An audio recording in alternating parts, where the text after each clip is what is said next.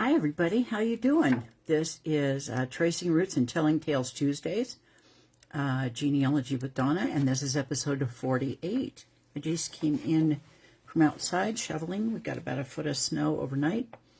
It is extremely windy out there, very cold at about 26 degrees, which makes I don't know what the wind chill is. I didn't want to look. And blue skies, gorgeous, but there's more snow coming probably at about noon. You know, they're so good at the radar that they can tell you when it's coming. Anyway, so episode 48 is Women Who Disappear in the Records. Maiden names and identity loss. For generations, women's names changed at marriage and often disappeared entirely in the records. Their birth name, their lineage, their original identity reduced to Mrs. John Smith.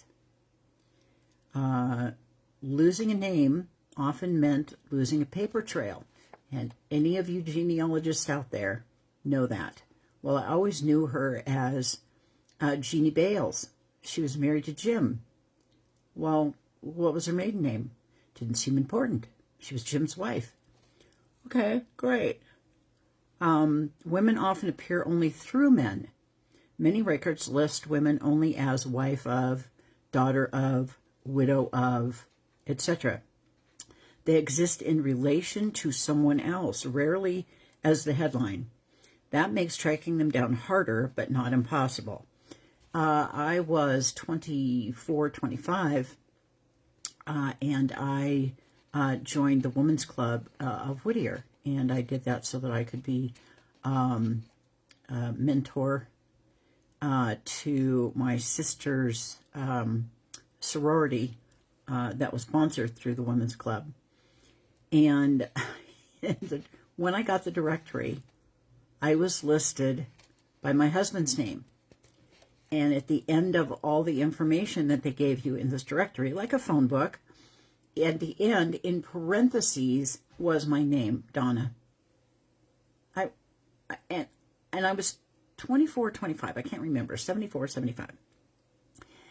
And I took umbrage with that. I was like, he's not here sitting next to me.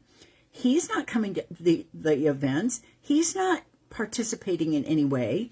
But it's his name in the directory with mine as an addendum. And all the women were like that. I'm like, oh, are you kidding me? No. Clues hidden in households and neighbors. Women showed up as census household patterns, godparent records, witness signatures, land transactions, and probate documents. That's where you'd find them.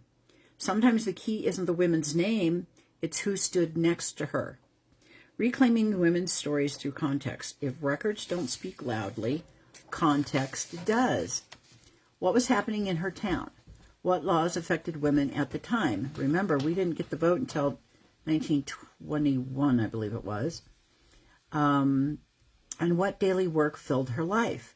We may not always find her voice, but we can reconstruct her world. And in reconstructing her world, we might actually find her. Why telling the stories are important.